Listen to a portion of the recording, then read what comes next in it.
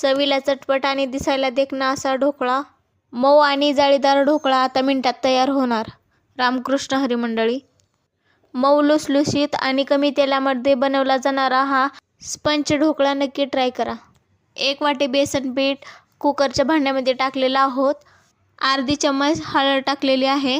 त्यानंतर त्यामध्ये 1 चम्मच मीठ टाकलेलं आहोत आणि त्यानंतर अर्धी चम्मच साखर टाकलेलं आहो आणि गरजेनुसार पाणी टाकायचं आहे. जास्ती पातळ नाही करायचं, मीडियमच असं ठेवून द्यायचं. मस्त सर्व मिश्रण मिक्स करून घेऊयात.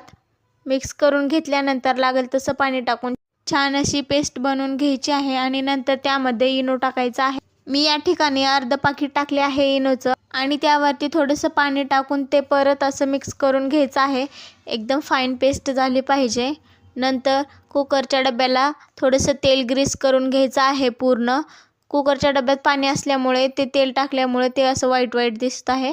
नंतर सर्व पेस्ट आपल्याला त्यामध्ये ठेवून घ्यायची आहे आणि कढईमध्ये अगोदरच पाणी उकळण्यासाठी ठेवायचं आहे आणि त्यावरती स्टँड ठेवून कुकरचा डब्बा त्यावरती ठेवायचा आहे आणि त्यावरती झाकण ठेवून परत कढईवरती एक झाकण ठेवायचं आहे आणि हे सर्व 20 मिनिटासाठी लो टू मिडियम गॅसवरती वाफवून घ्यायचं आहे.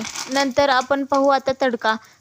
थोडंसं तेल टाकून जिरा, मोहरी, कढीपत्ता टाकायचा आहे आणि मिरची टाकून छान असं मिक्स करून घ्यायचं आहे आणि पाणी टाकायचं आहे त्यामध्ये. नंतर थोडीशी साखर आणि मीठ टाकायचं आहे आणि थोडंसं लिंबू त्यामध्ये पिळून घ्यायचं आहे. ढोकळा काढण्याआधी एकदा चेक करून घ्या की ढोकळा शिजला की नाही. चाकूच्या साहाय्याने चेक करा. चाकूला जर पीठ लागलं तर शिजलेलं नाही आणि पीठ लागलं नसेल तर शिजलेलं आहे. मग नंतर शिजलेलं असेल तर काढून घ्या आणि त्याला छान असे काप करून घ्या. मस्तपैकी कापून घेतल्यानंतर आपण जो तडका बनवला होता तो त्यावरती टाकायचा आहे. अशा पद्धतीने तयार आहे आपला sponge dhokla.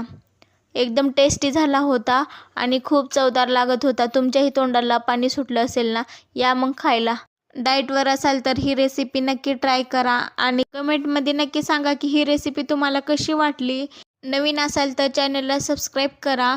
Bell icon press करायला विसरू नका आणि शेअरसुद्धा करा. चॅनलवरती मोठे व्हिडिओही अपलोड केले आहेत, तेही जाऊन पहा. खा प्या आणि एन्जॉय करा. थँक्यू.